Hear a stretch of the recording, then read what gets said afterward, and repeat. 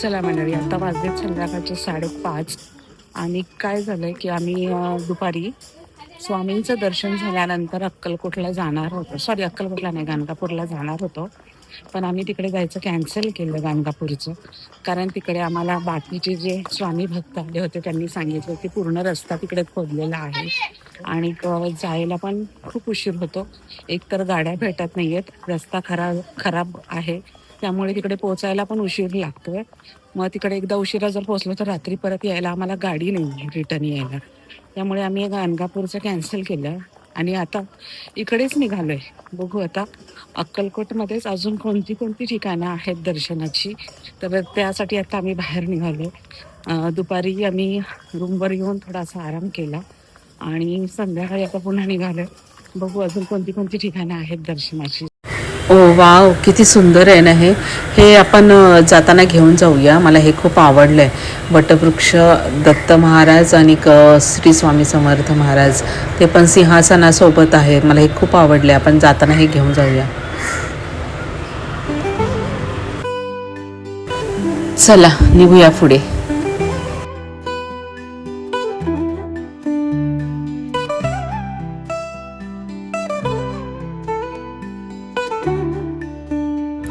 आता आम्ही निघालोय श्री स्वामी समर्थ महाराजांच्या समाधी मठाकडे. चोळप्पा महाराजांचा वाडा आहे, तिथेच श्री स्वामी समर्थ महाराजांनी समाधी घेतली.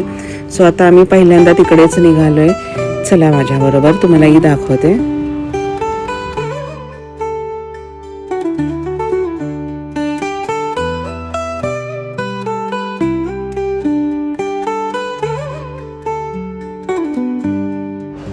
हे आहे स्वामी समर्थ महाराजांचे समाधी मंदिर, समाधी मठ.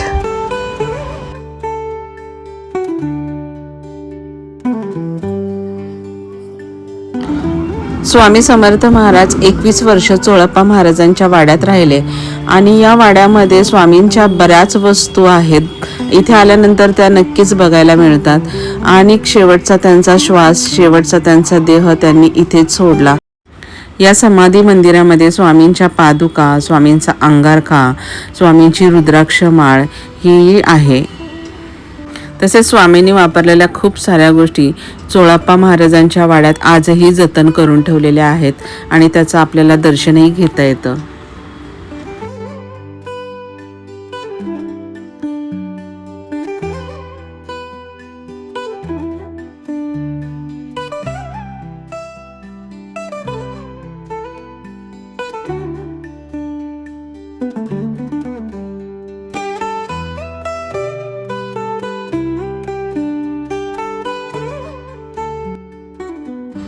या आहेत श्री स्वामी समर्थ महाराजांच्या पादुका.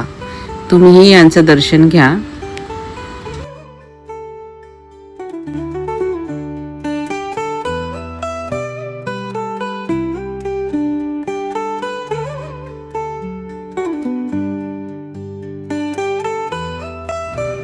चला आता निघालोय खंडोबा मंदिरकडे, तर तिकडचंही आता दर्शन घ्यायचं आहे. सो चला माझ्याबरोबर कंटिन्यू राहा.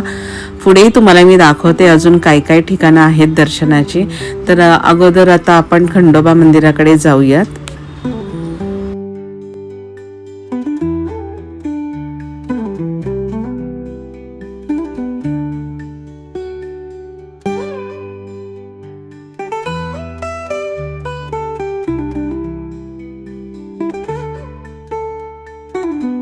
हे खंडोबा मंदिर म्हणजे श्री स्वामी समर्थांचं आगमन स्थान. स्वामी समर्थ जेव्हा अक्कलकोटमध्ये आले तेव्हा याच खंडोबाच्या दर्शनाने त्यांनी त्यांचा साक्षात्कार दाखवला. याच मंदिरामध्ये रिसलदारांनी दिलेली रिकामी चिलीम स्वामींनी पेटवून दाखवली. खरं तर सर्वात आधी खंडोबा मंदिरचं दर्शन घ्यायचं असतं आणि त्यानंतरच वटवृक्ष आणि समाधी मंदिरचं दर्शन घ्यायचं. पण आमच्याकडून जरा उलटं झालं. आम्ही अगोदर वटवृक्ष केलं, त्याच्यानंतर समाधी मंदिर केलं.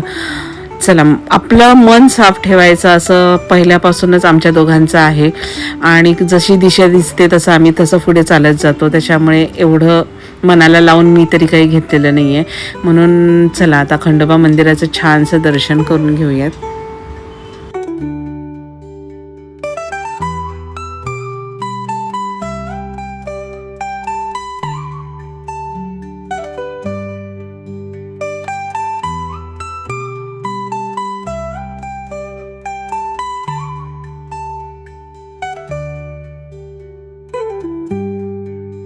खंडोबाच्या उजव्या बाजूला म्हाळसाई आणि डाव्या बाजूला बानुआई आहे.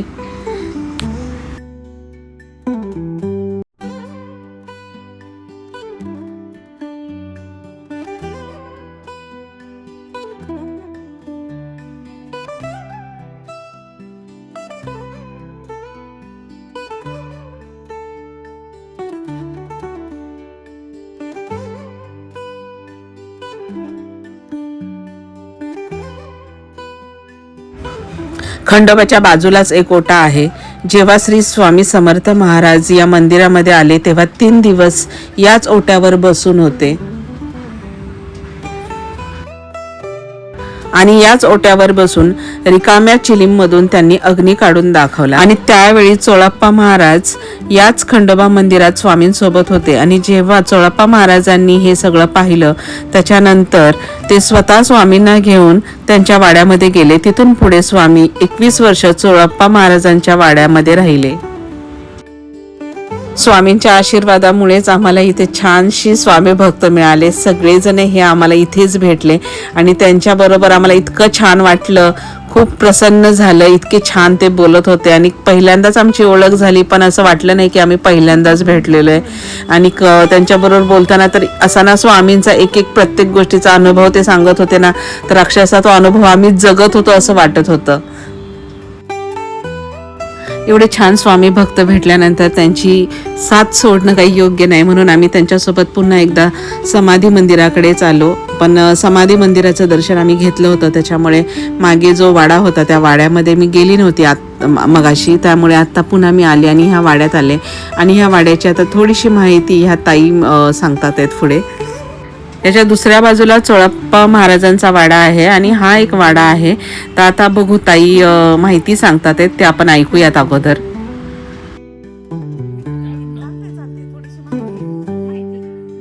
समर्थांची समाधी मठ आहे इथं समोर. मग समाधी मठाच्या शेजारी सद्गुरूंचं स्थान राहावं म्हणून पिठापुरा श्रीपासी वल्लभ यांच्या परिवाराकडून राशीधन आलेले आहे आणि त्याच्यावरून मूर्ती स्थापना झाली. आणि शंकर महाराज स्वामी समर्थांची इथं गुरु शिष्य भेट झालेली आहे पूर्वी. किती वर्षापूर्वी? 150 वर्षापूर्वी. 150 वर्ष. हो, त्यावेळेचे ते. आणि हे चोळप्पा मंदिर म्हणतात. हा, चोळप्पांचं तिकडं घर आहे, समोर स्वामींची समाधी आहे. समाधी मठ आहे. हा, चोळप्पांचा वाडा. हा, चोळप्पाच्या वाडा स्वामींची समाधी. हा, धन्यवाद धन्यवाद ताई, खूप छान माहिती दिली. नाही ताई, बोला बोला. या जागी ट्रस्ट आहे. इथं सकाळी 8 ते 10 पर्यंत प्रसाद वाटप असतंय. या रोज रोज इकडे. हा, हे ट्रस्ट बी आहे. इथे या जागी शंकर महाराज भेटायला आला असतात स्वामींना. अजून इथे सगळं कॉम्प्लीट घेतलं हो ना? हो, घेतले ना. हो, चालतंय आम्ही देणगी दिली तिथं आता. हो हो. चला. हे आहे चोळप्पा महाराजांचं घर म्हणजेच वाडा.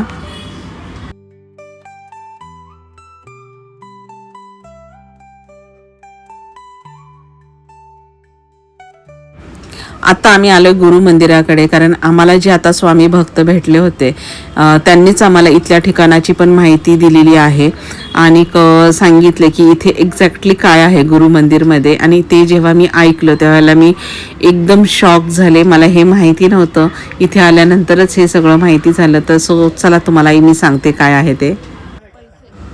हेच ते गुरु मंदिर म्हणजेच बाळाप्पा मठ. या बाळाप्पा मठामध्ये स्वामींच्या पावलांचे ठसे अगदी स्पष्टपणे दिसतात आणि प्रत्येक ठशाला त्यांनी असे चौकोनी आकार देऊन ठेवलेले. त्याला व्हाईट कलरनी असा चौकोन काढून त्याच्यामध्ये स्वामींचे पावलांचे ठसे असे जतन करून ठेवलेले आहेत. त्या ताईंनी सांगितलं दुपारच्या वेळेला तर सगळी पाऊलं अगदी क्लिअर दिसतात. या प्रत्येक ठिकाणी स्वामींची पावलं उमटलेली आहेत आणि जशीच्या तशी ती आजही दिसतात. हे जेव्हा मी ऐकलं तेव्हा मी खरोखर म्हणजे एकदम शॉक झाले की इतक्या वर्षानंतर सुद्धा स्वामींची पावलं आजही ठसठसीत आहेत. आणि ह्या चौकोनांवर पाय देऊन अजिबात चालायचं नाही. स्वामींच्या पावलांच्या ठशाला अजिबात धक्का लागला नाही पाहिजे किंवा आपलं पाऊल तिथे पडलं नाही पाहिजे. खूप सांभाळून इथे चालायचं. असं आहे हे बाळाप्पा महाराजांचा मठ. श्री स्वामी समर्थ महाराजांचे 2 शिष्य होते, चोळप्पा महाराज आणि बाळप्पा महाराज. तेच हे बाळप्पा मठ आणि इथेच ही स्वामींची पावलं आजही जशीच्या तशी आहेत. बाळप्पा महाराजांनी याच ठिकाणी समाधी घेतली होती. असा हा बाळप्पा महाराजांचा मठ, समाधी मठ आहे. आणि 22 वर्ष बाळप्पा महाराजांनी श्री स्वामी समर्थ महाराजांची सेवा केली आणि आजही इथे बाळप्पा महाराजांचे वंशज आहेत, जे खूप मनोभावे महाराजांची सेवा आजही करतात आहेत. 124 वर्ष उलटून गेलेले आहेत या बाळप्पा मठाला. अशी गुरु शिष्य परंपरा आहे या मठात, म्हणूनच या मंदिराला गुरु मंदिर असं नाव दिलं गेलेलं आहे.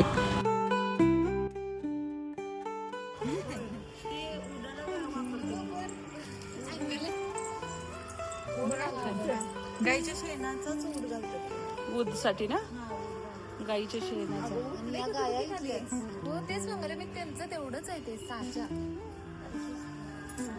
खाली उठलाय.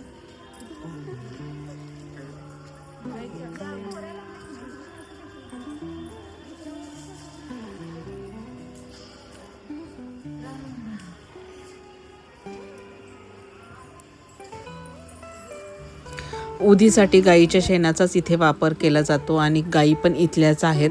आणि आता थोड्या वेळातच आता गुरु मंदिरमध्ये आरती सुरू होणार आहे.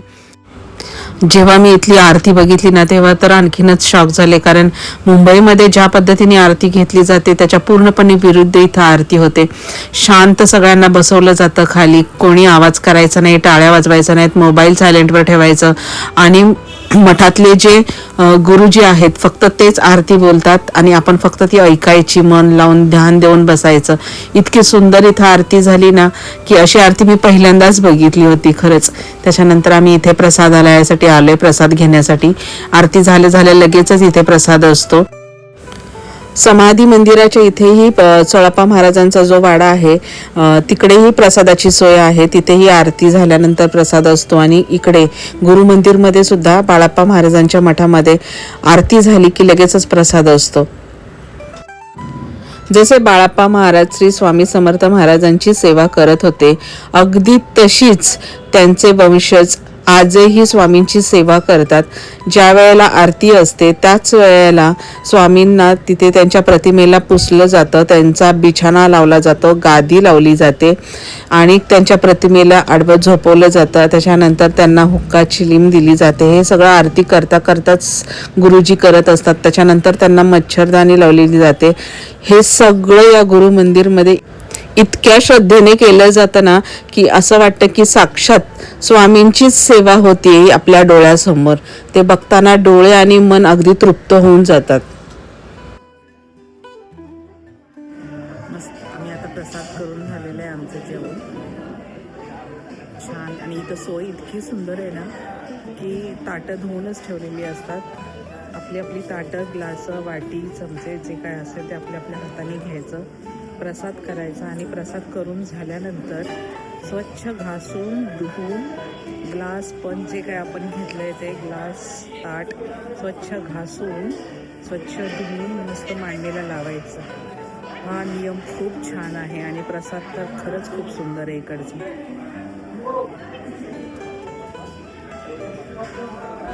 प्रसाद घेऊन झाल्यानंतर आम्ही निघालो. तेवढ्यात आम्हाला ताईंनी खूप छान छान अशा गोष्टी सांगितल्या ज्या आपल्या घरासाठी खूप उपयुक्त आहेत. तर तुम्ही ऐका. यांना साखर, गाईला चपाती, कुत्र्याला चपाती आणि पितरांसाठी चपाती भाजी आणि अन्नपूर्णा चुलीसाठी छोटी चपाती. पितरांसाठी घरावर हा, ठेवायचं दुपारी 12 वाजता. हा, आणि तो नैवेद्य पितरांसाठी ठेवताना काळे तीळ घालायचे. काळे तीळ घालायचे. धन्यवाद धन्यवाद ताई. म्हणजे झालं. हा, रोज हुमरा पुजण्यासाठी रोजचं हळद, गंगाजल, चंदन, हळदी कुंकू आणि त्यानं धुवून घ्यायचा हुमरा सगळा. आणि नंतर दूध असतं, दुधानं, कच्च्या दुधानं धुवून पिवळ्या कापडानं ते पिवळ्या वस्त्रानं पुसून घ्यायचा.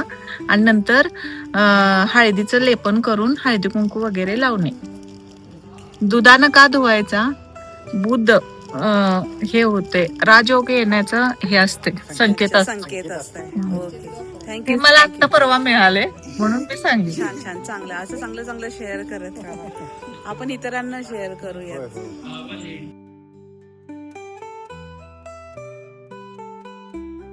छान अशी माहिती ह्या ताईंनी मला सांगितली, ती मी तुमच्यासोबत पण शेअर केली. तुम्ही पण नक्की तुमच्या घरासाठी हे सगळे प्रयत्न करून बघा, तुम्हालाही फरक जाणवेल.